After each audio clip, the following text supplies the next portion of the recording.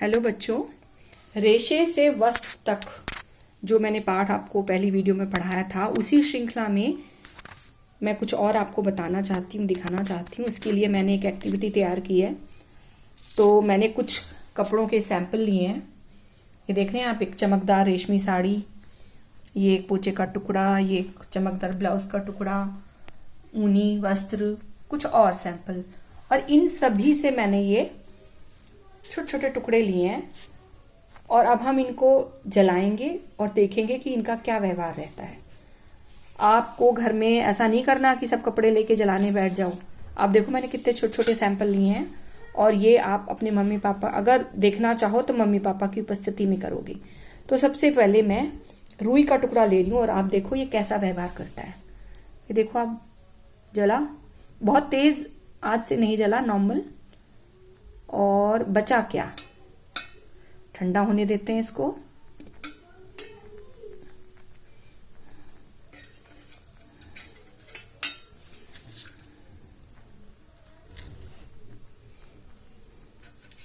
ये देख रहे हैं आप, राख बनी है सिंपल। तो इसी आधार पर हम और टुकड़ों को भी जलाकर देखते हैं। चलिए इस पोचे के टुकड़े को जलाते हैं। तो ये कैसे जला, इसमें भी वैसे ही काले रंग का धुआं आया, कोई खास किसी किस्म की कोई स्मेल नहीं थी, कोई बदबू खुशबू नहीं थी। अब देखें ये राख बना या क्या हुआ।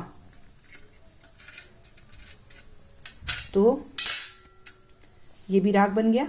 तो इसको हम एक तरफ रख लेते हैं। इसने बिल्कुल रुई की तरह व्यवहार किया, तो इसको मैंने अलग रख दिया। चलिए अब इसको देखते हैं। ये इस साड़ी का टुकड़ा है, तो इसको जलाते हैं। देखिए ये भी बिल्कुल उसी तरह जला है, काला धुआं निकला। इसमें से कुछ इस तरह की स्मेल आ रही है जैसे कोई बाल जलने से आती है। और ये व्यवहार होता है उन रेशों में जो जंतुओं से मिलते हैं। ये देखिए इसमें भी राख बन गई, वही काले रंग की राख। तो इसको भी हम इधर ही रख देते हैं। चलिए अब इसको जला के देखते हैं। ये उस चमकदार ब्लाउज का एक टुकड़ा है, देखने में बहुत सुंदर चमकीला रेशम जैसा लग रहा है। तो क्या रेशम की तरह जलेगा, ये देखते हैं। नहीं, देखिए आप एकदम कैसे पीछे को सिकुड़ा, और इसके जलने का तरीका बिल्कुल अलग है उस रेशमी साड़ी के टुकड़े से। और ना ही इसमें कोई बाल जैसी कोई स्मेल आई। और आप देखिए एक बीड बन गई है, एक मोती। देख रहे हैं आप, बिल्कुल इस फॉर्सेप, इस चिमटी के सिरे पर ये बीड जैसी संरचना, एक मोती जैसी संरचना। तो इसको आप ध्यान रखिएगा, अभी मैं इसके बारे में आपको बताऊंगी। अब हम लेते हैं अगला रेशा। ये देखिए, पहले चलिए इसको लेते हैं। देखिए ये कैसे जलता है, दोनों को कंपैरिजन करेंगे किस। ये देखिए इसमें बड़ी नॉर्मल सी आग है और ये बिल्कुल वैसे जला जैसे रुई जली थी, कोई स्मेल नहीं और बिल्कुल उसी तरह, कोई बीड नहीं बनी। नोट किया आपने, कोई मोती जैसी संरचना नहीं बनी। थोड़ी हम अपनी फॉर्सेप को साफ भी कर लेते हैं। अब इसको देखिए, ऊन, क्या ये वाकई ऊन है? अब इसको चेक करते हैं, क्योंकि अगर ये ऊन है तो इसमें से हमें कैसी बदबू आनी चाहिए जलने पे, बाल जैसी, और बिल्कुल राख ही बननी चाहिए जैसे और रेशम में बनी थी। ये देखिए आप, इसका जलने का तरीका देख रहे हो आप, बिल्कुल उस कपड़े के टुकड़े की तरह है।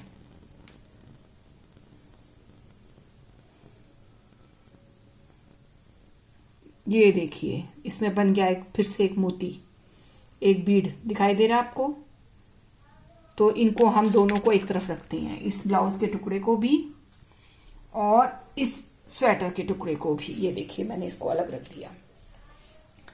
अब मैं ये लेती हूँ अगला सैंपल, इसको इधर रखती हूँ क्योंकि ये बिल्कुल इनकी तरह जला था। ये तीनों एक तरफ हैं, ये दोनों एक तरफ हैं। अब ये मेरी गुड़िया की फ्रॉक है छोटी सी, उसका ये जो बांधने वाला रिबन है, देखिए आप, बड़ा चमकदार है। तो क्या ये रेशम है या कुछ और है? तो इसको भी चेक करते हैं। किसकी तरह, सॉरी,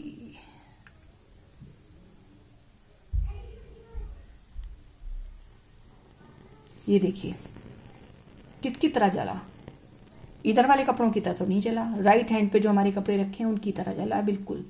और फिर देखिए बीड बन गया, आपको ये टिप पे बीड नजर आ रही है, मोती, तो ये भी इधर आएगा।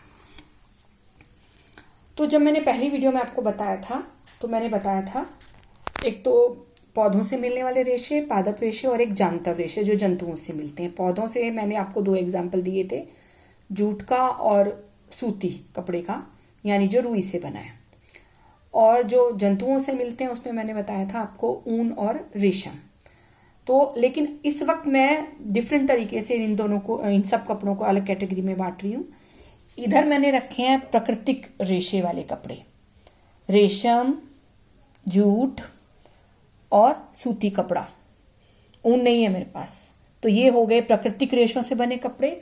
और इधर देख रहे हैं आप, ये हो गया ये फ्रॉक, और ये ऊनी कपड़ा, और ये जो ब्लाउज का पीस है ये हो गया कृत्रिम रेशों से बना हुआ, बने हुए वस्त्र, बने हुए कपड़े। तो अब मैं आपको दिखाना चाहती हूँ, तो ये देखिए आप, तो ये हो गए प्राकृतिक रेशे, वो रेशे जो हमें पौधे या जंतुओं से मिलते हैं, जैसे सूती रेशा, जूट, पटसन, रेशम और ऊन आदि। और ये हो गए कौन से, कृत्रिम रेशे, वो रेशे जिन्हें मनुष्य विभिन्न रसायनों की सहायता से बनाता है।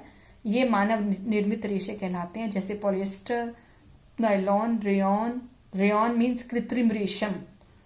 किसको कह सकते हैं आप कृत्रिम रेशम? ये कपड़ा भी कृत्रिम रेशम, देखने में बहुत चमकदार सुंदर रेशम जैसा, लेकिन असल में रेशम नहीं है। और ये देखिए आप, ये भी बहुत चमकदार है, सुंदर है, देखने में रेशम जैसा है, पर ये असली रेशम नहीं है। क्या है ये? रेयॉन। और इसको देखिए आप, इसको हम देखेंगे तो एक बार ऊन बोलेंगे, पर ये असल में ऊन नहीं है।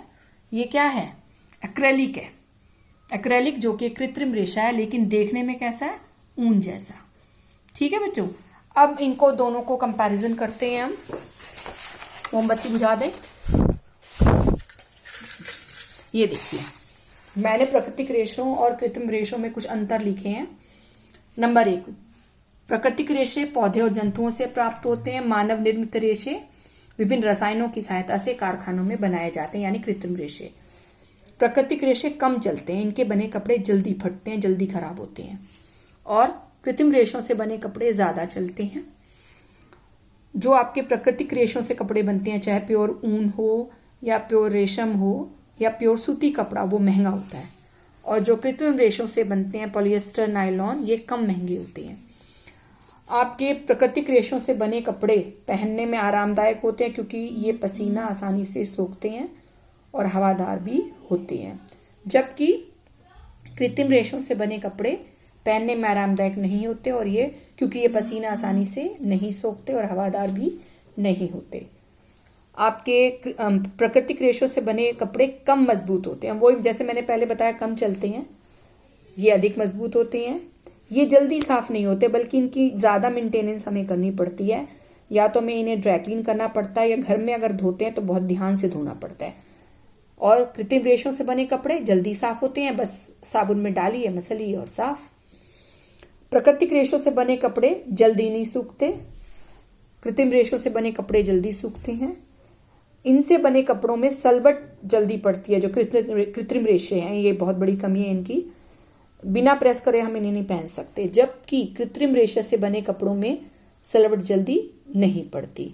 तो ये मैंने इस वीडियो में आपको बताया। रेशों को हमने डिफरेंट पॉइंट ऑफ व्यू से देखा, कि प्राकृतिक रेशे और कृत्रिम रेशे, और इनके अंतर भी हमने डिस्कस किए और इनको टेस्ट द्वारा भी परखा। थैंक यू बच्चों।